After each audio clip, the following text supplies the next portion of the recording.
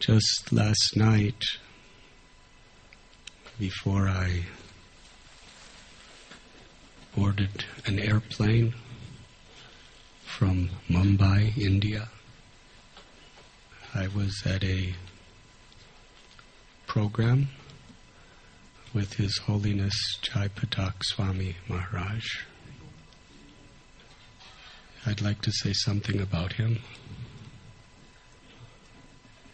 just to show how the spirit of Srila Prabhupada has so much infused the lives of many of those devotees who love him.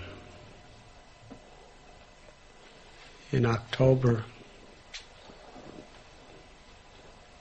he was stroked by the merciful hand of Krishna with a stroke in the section of the brain called the brain stem. Recently, or a couple months ago, a neurosurgeon from America, one of the top, said anyone who has the type of stroke that he has, he said, I've never seen anyone survive. In fact, Jaya Pataka Maharaj's own doctor said there was not even 1% chance that he could possibly live. And if he does, nobody knows what condition he could be. But somehow or other, he's alive. And not only is he alive, but he's so eager to share Krishna consciousness with others. Not long after he came out of critical condition,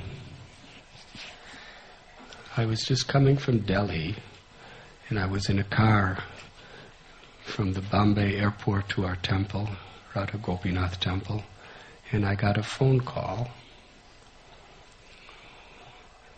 and it was somebody from Bhaktivedanta Hospital who said Jaya Pataka Maharaj is wondering if he could come 2 Sundays from now to give the Sunday lecture.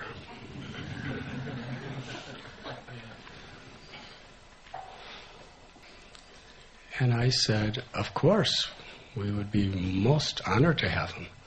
And then I decided to tell a joke.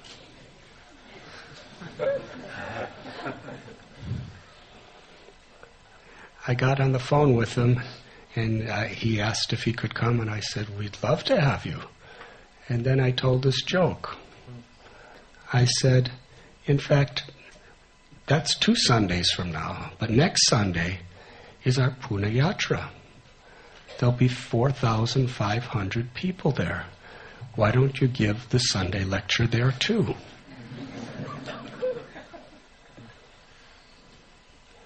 And he started laughing really hard. So I thought it was a good joke.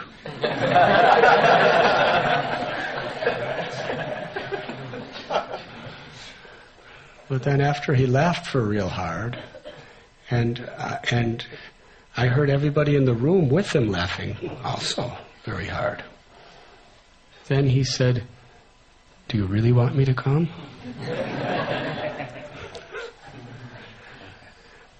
I said, Maharaj, whatever's good for your health. And he said, 4,500 devotees will be there? I said, yes. And then we changed the subject, and we were talking some other things.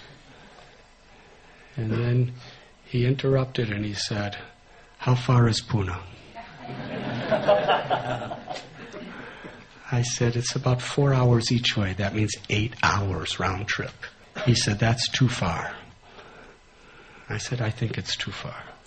And we talked about some other things.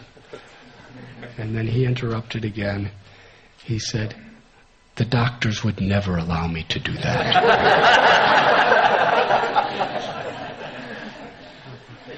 So I said, I don't think so either. And we kept talking. And then he said, But the doctors are your followers. If you tell them I should go, then they have to let me go. And I said, Maharaj, whatever is best for your health is the only consideration. So I never said anything to anyone. That was the end. But then the day before I was leaving for the Pune Yatra, the director of Bhaktivedanta Hospital called me on the phone. He said, ever since that phone call, every day he's pushing us to let him go to the Pune Yatra. And he said all of his caretakers and all of the local doctors are all telling him it's not good for his health. He should not go, but he keeps pushing. So finally, just to end the matter, we went to the senior most neurosurgeon who was handling his case and said, whatever he says, we have to accept. So they asked the senior most neurosurgeon,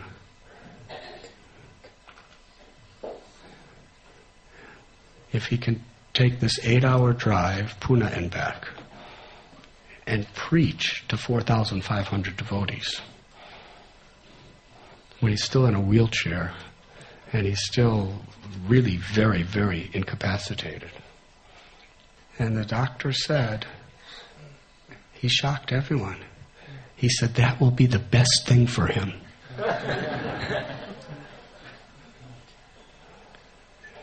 And the doctors asked, why? How is it the best thing for him? He said, because what's going to help him heal the most is if he's happy. And he's a saint. He's a preacher. What makes him happy is giving Krishna to others. And this doctor's not a devotee. He's not a devotee at all. He said, what makes him happy is giving Krishna to others, giving bhakti to others. So if this makes him happy, this is what will be good for him. This is Srila Prabhupada's spirit. Paradukha dukhi. A devotee's happiness is seeing other people happy. And real happiness is seeing other people receiving Krishna, loving Krishna. Bhaktivinoda Thakur wrote one prayer where he explains, what is that? There's a song about Narada Muni where he's talking about how Narada Muni is making everybody chant and everyone dance and everyone loving Krishna and everyone's chanting. And he said, when that day comes, that will be my happiness. To see everyone chanting the holy names, everyone with tears of love of God in their eyes, that will be my happiness. To give Krishna to others. So then he actually came. They had to make they brought him in the back of an ambulance through all the Bombay traffic, the Bombay-Pune highway, all the way to the Maffatlal bungalow in Pune. He came there, he got there at night, spoke. Then the next morning, he gave a 1.5-hour Srimad Bhagavatam class. And he's on a wheelchair. Most of his body doesn't work. His speech is really especially at that time, he couldn't speak very well. He could only, every sentence he would speak, somebody who kind of understood him had to repeat him so that we could understand him.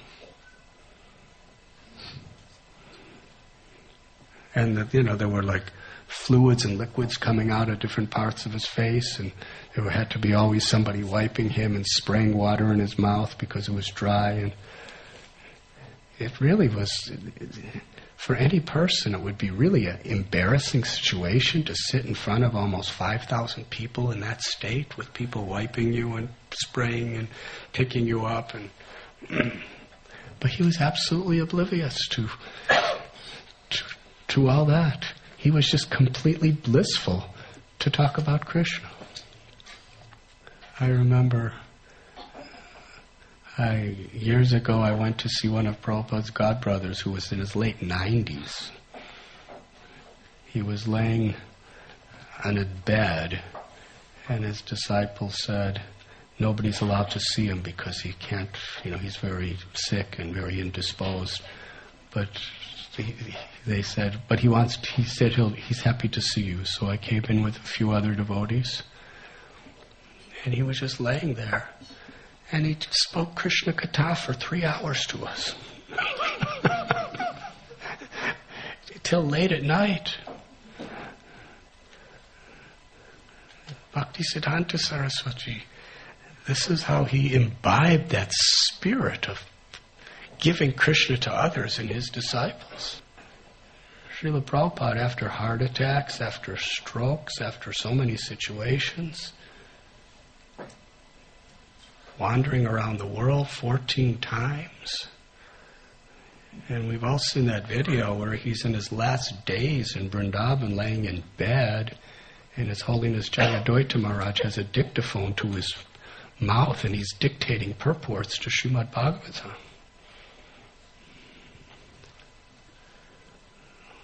The spirit of compassion of the Vaishnavas is so deep and so sublime.